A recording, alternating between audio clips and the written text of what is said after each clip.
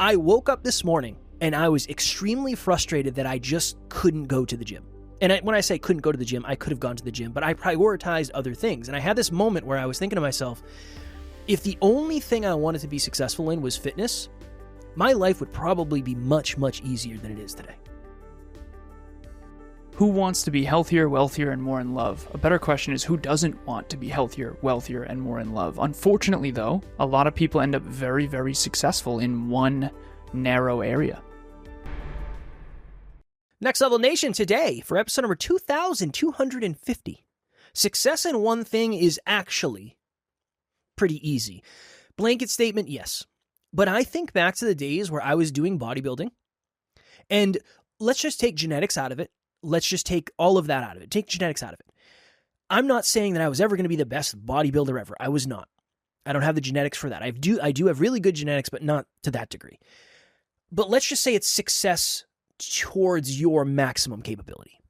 Let's say that.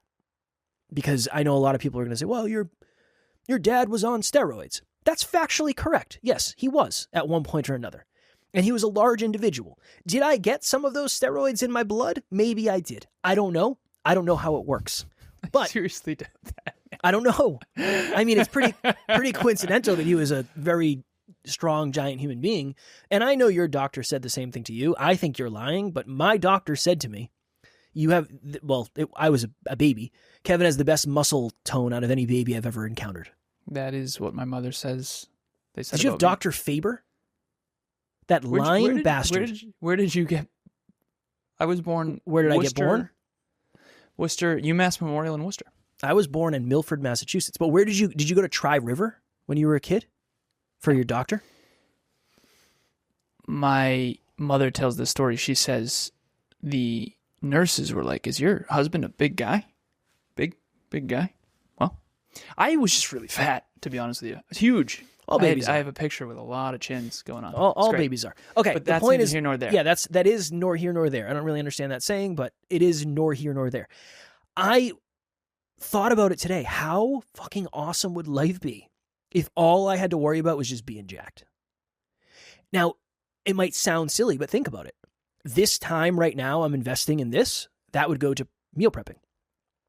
The 4 coaching calls I did today, that would go to mobility, that would go to sauna, that would go to whatever. And the fact that I worked 14 hours yesterday and slept till 7 and didn't have to 6:30 and didn't have time to go to the gym today, that wouldn't ever happen. Because everything, and this is the thing. When I was bodybuilding, and when I say that I mean like doing competitions, everything revolved around when I was going to work out, when I was going to sleep, what I was going to eat. Everything revolved around where is the closest gym. And this is the hard thing about life.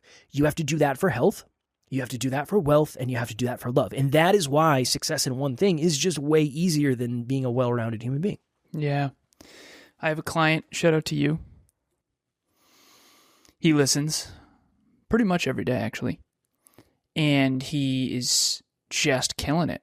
He works at a bank. He works at a school, part-time. He tutors. He was doing DoorDash or Uber Eats for a little while. Just 6 days a week. 6 days a week. Picks up every Saturday that he can. Killing it in wealth. Just saving up for a home. Investing tons of money. Absolutely crushing it. Shout out to you. Hell yeah. And a couple calls ago, I was like, so how's the fitness journey going? And he's like, I knew, of course. And so I said, let's crunch some numbers, as we do. You have not gained or lost a pound in October, like in a month. So we are basically coasting. And for those of you who aren't in fitness, you either want to be building muscle mass or burning fat. And if you're staying the same, you're pretty much just wasting time. And again, don't take that too literally, but yeah, honestly. And this is a success podcast. And I think about this all the time. And I've said this before, I'll say it again. If you're top 1% in health, top 1% in wealth, and top 1% in love, that's 1 over 100 times 1 over 100 times 1 over 100, which is 1 in a million. Who doesn't want to be one in a million? Right. And it's not that hard. I went and charged the Tesla earlier today, and I did some people watching. I didn't really much, but I could see them walking by. And I just thought to myself, okay, interesting. There's not a lot of in-shape people. And I'm not saying that to be unkind. I'm not saying that to be disrespectful. Let's just have a conversation. Let's be honest for a second. There's 350 million people who live in the United States. 350 million. It's 347, I'm rounding up. 350 million. What's the percentage of people overweight? I think it's 50%, I believe. What percentage of the U.S. population is considered overweight? I don't know the number. That's why I want to look it up. Thank you for your patience, everybody. 40.3% of U.S. adults had obesity during August 2021 to August 2023. If you include the broader category of quote-unquote overweight, whoa. Estimates suggest that approximately 74% of U.S. adults fall into that classification. Now, based on this classification, Kevin and I think would be considered overweight because I'm definitely overweight. Yeah, because you weigh what, 180, and you're 5'4"? Yeah, I am on the. If you go by the body mass index, I'm probably at troubling times. So Probably. Take that statistic with a grain of salt. However, it doesn't take long to look around for anyone who does live in the U.S. to go, oh, this is worse than it used to be. This is different than it used to be. You ever see that picture of a beach in the 70s versus now? And again, it is what it is. That's not my point. My point is health, sleep, hydration, nutrition, training, mobility, breath work, supplementation. It is a full-time job. I went on a podcast with one of our clients. It's called Wits and Weights with Philip Pape. Awesome. Philip's good people. I was audioing with him earlier on Instagram. He is good people. And he's an engineer too. He went to RPI, went to WPI, so we compete. I'm kidding. Philip, I know you listen. What's up, man? But his whole podcast is just about fitness, and he has hundreds of episodes with, I think, dozens, if not hundreds of people. And I was one of them, and we were getting down the rabbit hole of fitness, and I could talk about fitness for days with him. And I said that to him earlier. I could do probably a week-long retreat on just what it takes to be in great shape. And I'm not even in great shape compared to what I want. This is like atrociously bad compared to what I want. But I know what it takes, and I miss the days when my whole world revolved around fitness. But the point of this episode is, if you want to be successful, what does that mean to you? What does success mean to you? I had to decide early on, I don't want to be healthy and wealthy, but not in love. I don't want to be in love and broke. I don't want to be in love and wealthy, but not healthy. I had some mentors that were wildly wealthy. And I remember thinking, no, absolutely not. I can't do that. I won't end up like that. You're so unhealthy. And just calling a spade, I get it. I do. It's a duality. It's the power of the and. I get that it's really difficult. I do. And I totally understand why people are overweight. And I totally understand why people aren't healthy, wealthy, and in love. And fuck that. I want all three, baby. At very least, go for all three. For sure. And if you're at NLU, you believe that. So what does success mean to you? And what does success mean to you in each of those categories? And how are you optimizing and orienting your life toward that? This is like an interesting place to go with a conversation. I feel like people that have a lot of money that say they don't care about the other ones are very much living in ego. Yeah, often. Like you see somebody that's like very wealthy but can't hold a relationship down to save their lives, and they're very out of shape. But they're like arrogant about it. Like, I have enough money. It doesn't matter. I don't need love. I have money. Or like whatever. It's like, that's the dumbest shit I've heard my entire life. You're not gonna snuggle with money at night. I guess you can, but there's a lot of germs on that shit. Can you tell? Go deeper on that, because I think that calling that out is really important. Well, my thesis, or not, I don't have a thesis on this yet, or a hypothesis, I suppose I'm supposed to say, is what are we? You're basically pretending not to care about it. Those are your protectors. Your ego is protecting you from the shame. What's the fine line between actually caring and then not prioritizing? So I know a lot of people out there that I have met, that I have talked to, that say like, I just don't care that much about money. Yeah. And it's not my motivator. Now there's a difference between saying it's my motivator and I need enough to cover my basic human requirements as a human being. But I've met a lot of people that say like, I have everything I need. I have a partner that loves me. I have a strong, capable body. I don't really care about money. It's like, well, what is that? Is that masking something? I wonder. Just like I think people who have a boatload of money that say the other things don't matter to them, I think they're masking. But I don't know if it's that way across all of them. I don't know. Well, I'm weird in this, but I think orienting your life around reaching your full potential is health, wealth, and love. I think is a byproduct of that. Like, you're not going to reach your full potential. You're not going to dedicate your life to reaching your full potential and then end up broke.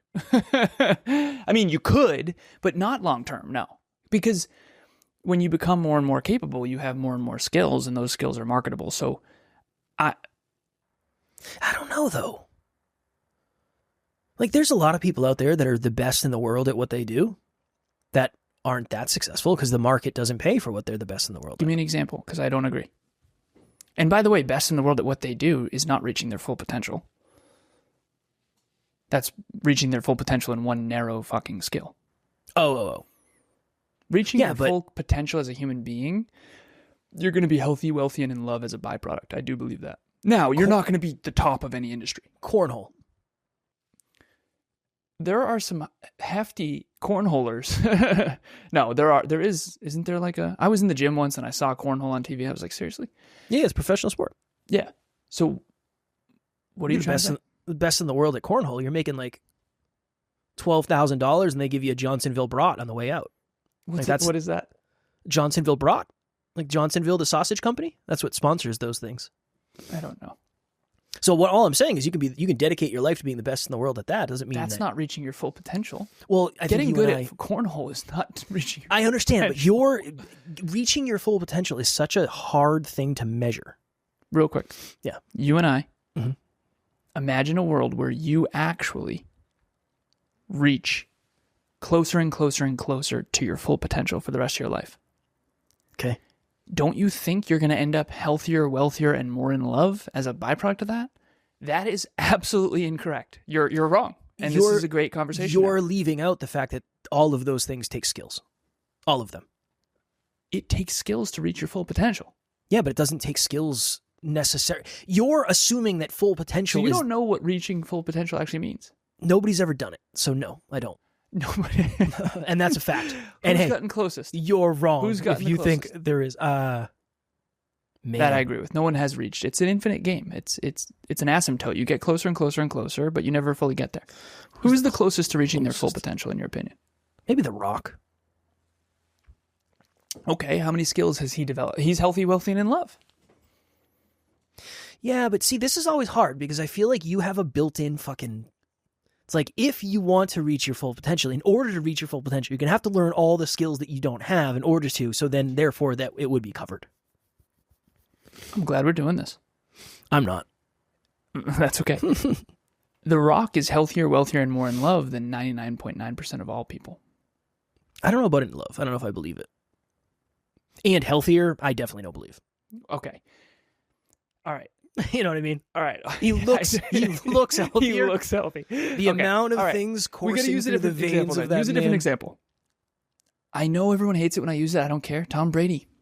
He's reaching his full potential. Now, I don't care if you like the man. That's not what this is about. He's healthy, wealthy, and potentially in love. I don't know if he's in love. 2 or 3 times divorced. No. 2, not 3. I'm not defending Tom. I know. The point I'm making is... But how do you know he's not reaching his potential in a very narrow area? I'm not. How could you possibly become the best version of yourself every single day and not end up healthy, wealthy, and in love? I am right about this. No, because in theory, the people closest to the top would also be the most in love. No, because the top is not an example of reaching your full holistic potential. So then... That's a narrow area. Do you have any good examples? Is being... Yeah. You have any good examples? Emilia. I don't know if I have one. Emilia. Give me someone public. Chris Hemsworth. He does pretty well for himself. Interesting. He's stud for sure. Jacked. Yeah. Hey. He's healthy, wealthy, and in love. Natural? I don't think so. Okay. Everyone we talk about, Kevin is like, healthy? I don't know. Steroids? Yeah, he was Thor, right? Yeah, oh yeah. You think they found someone and they're like, no, he's in good enough shape to be Thor? Absolutely not. No. They were like, hey, we need you to gain 50 pounds of muscle. The first movie And here's how. came out in 2011. Thor with Natalie Portman. So my childhood crush, Natalie Portman, and Thor, Chris Hemsworth. And before this, as a little kid, I saw Brad Pitt and Troy, and I was like, yeah, I'm going to make that happen. And then I saw Thor.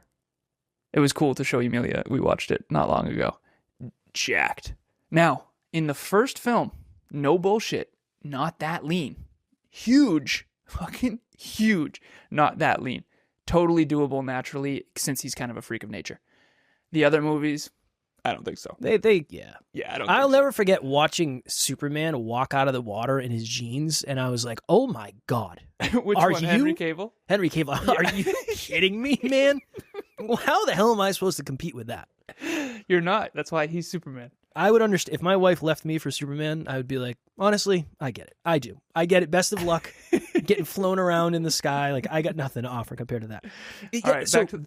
I think this is a really good conversation because... What does success mean to you? That's exactly what it comes down to. For me, success to me is reaching your full potential.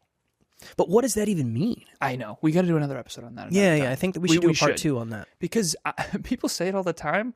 No one has ever defined it. No. Ever. I've never heard it defined. It's just a term everyone throws around. But everything is. How many times has somebody asked you, like, about happiness versus fulfillment versus joy versus... It's like, well, has anybody ever defined what fulfillment actually is in a meaningful, understanding way that you can actually practice in life? I actually want this podcast to do that more. Even success. Like, you and I, real quick, I know we got to jump here in a minute. What does success mean? Like, the definition.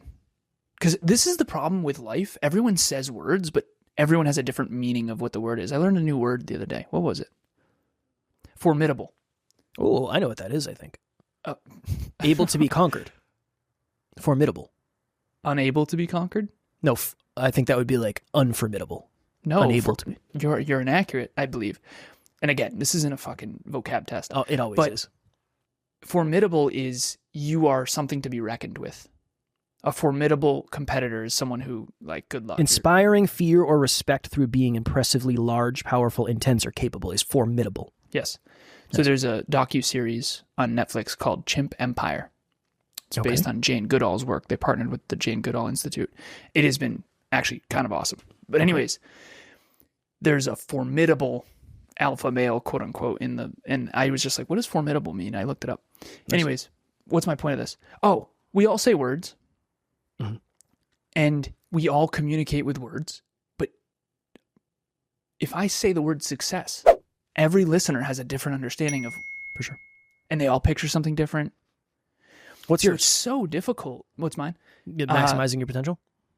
Yeah, that's the one that's unique to me. Like, that's what I consider success, is orienting my life around meaning and reaching my full potential holistically. But that's not what I think the word success means externally.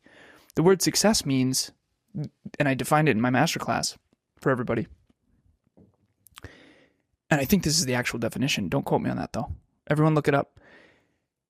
Success is the ability to create the outcomes in life you want. The ability to consistently create the outcomes in life you want. That's what I would define success as, in general. Now let's define success for ourselves, which for me, it's reaching my full potential, which I think that's the outcome I want. But I think as a byproduct of that, I will be healthy, wealthy, and in love. Go ahead. The accomplishment of an aim or purpose is the dictionary definition. Nice. So essentially, but what it's saying is you hit the target. but the target's different for every human being. Right. That's what I'm saying. Yeah. There's no suggestion of what the target actually is. Mm-hmm. Right? It's like fast. Like, compared to what? Compared to what? Mm-hmm. Slow. So compared to something slow. Well, what's slow? Well, it's something that's not fast. Well, it's compared to something that's not moving. Oh, okay, interesting. For me, I don't know if I have a good definition. Very honestly. I'm the most successful I've ever been. For me, it's the capability to control health, wealth, and love. I feel very in control of my relationship. Now, does that mean I'm the best at it? No, I'm not saying that. I have many things that I have to work on, but I feel like I'm in control of being able to work on those. A lot of people have a sense of control based on delusion, though. I'm sure I've been there.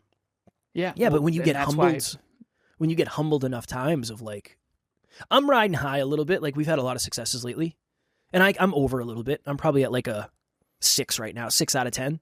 I don't think so. I am. I'm telling you, I am. I'm certain. Really? Does it show externally? I feel really like things have been just working. You haven't thrown any zingers my way or anything? No, I don't Usually need to. you get cocky, you start shitting on the kid. No, never. Well, yes, I have for sure. Yeah, no, never mind. There's been many times. I think for me now, it's like I'm willing to take a shot. Like, fuck it. Let's take this shot. Fuck it. We'll take a shot. It's the best, but yes, isn't it? The capability to consistently and replicably get outcomes in health, wealth, and love. That, I think, to me, that is success. Nice. Feeling in control, because for most of my life, I didn't. For everyone out there watching or listening, it will do you so much good to define it for yourself. For sure. Because if we're all aiming at a target and you don't know what the target is, there's a quote from a film we watched recently. I'm gonna forget the film, but it was this. It was, it's called The 10 Rings. It's a Marvel movie, something like that. Shang-Chi, The 10 Rings or something. But in the quote, they said, if you don't have a target, no, you can't hit a target you don't have. Emilia sent it to me. Bear with me. Hold space for 2 seconds. I'm bearing. I had a very profound quote that I said to my wife yesterday. I said, you have to be very careful as a sponge because sponges don't get to decide what they absorb. And she was like, holy shit. And I said, yeah, I'm wise. That's good stuff. But humans can. That wasn't the point. You told me to hold space. And they also kind of can't. Because if you're in the wrong environment, it will get in. That's right. I'm on it. It's coming. I ran out of space to hold. I know. We got this. We got this. We got this. We WhatsApp a lot, Emilia and I. I believe it. Here it is. Nice. She actually made it into a digital asset for Evolve Ventures. If you aim at nothing, you hit nothing. Hold on. Yeah. I know. It didn't do it. If you aim at nothing, you hit nothing. Meaning, you won't accomplish shit. Look, if you're on YouTube, she made a little target. That's the whole quote? That's the whole quote. You couldn't remember that fucking quote? Correct. I was close. You weren't at all close. I was close. I said if you don't have a target, something like that. If you aim at nothing, you hit nothing. Meaning, if you don't have goals, you're not going to accomplish anything. Fair. All right, so if you have goals and you're out there and you want to be more successful in life, we have a masterclass coming up. What is it about? Yes. And I will say, coming to these will definitely motivate you and help you understand and get on track. The masterclass is on... Got me down the rabbit hole here. 5-something business things. Mm-hmm. So thank you for everyone who voted. Business won with 7 votes. And the top 5 fundamentals of business you must understand to be successful long term. The key word there is long term. I do not care if you're successful for a year. I don't care at all if you're successful this year. I care about you being successful at life. Forever. More and more success. 2 keywords, success and long-term. Okay, cool. And then we have a private Facebook group called Next Level Nation for like-minded individuals who want to get to the next level in life, love, health, and wealth. We'll have the link below. We would love to have you if you are interested. And be nice. Don't be a dick. We like nice people. Just like you like nice people, I'm sure. All right, cool. As always, we love you. We appreciate you. Grateful for each and every one of you. And if you are as committed as you say you are to getting to the next level in all things, make sure you tune in tomorrow because we will be here every single day to help you get there. Keep reaching for your full potential. Next Level Nation.